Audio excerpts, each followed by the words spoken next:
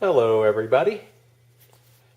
Those of you who subscribe to my videos or have seen some of my other videos know that I like to use PVC pipe to make repairs. This is a vacuum hose wand, and you can see right here that it's broken. It's all cracked here. I've drilled the rivet out, but it's all cracked, so I'm going to heat this piece of PVC with my heat gun, slip it over,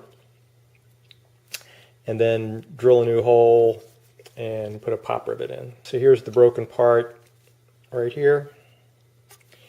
Here's my PVC ring. You can see that it's, might not be able to see, it's just a hair smaller in diameter. The ID of the PVC is a little bit smaller in diameter than the OD of this piece.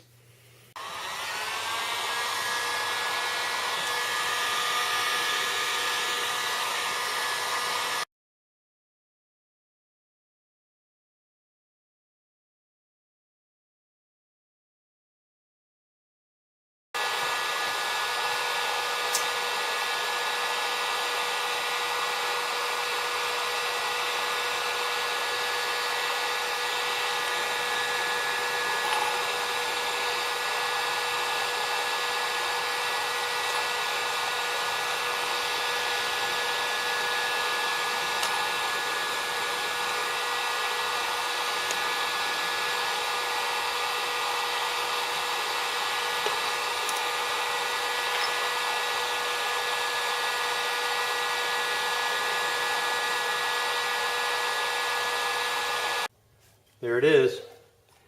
You'll notice I use this little jar here to be able to push the collar a little bit further, since this edge was a little bit larger in diameter than it is back here. I wanted to get it back in the smaller section, so use this to just sort of push it.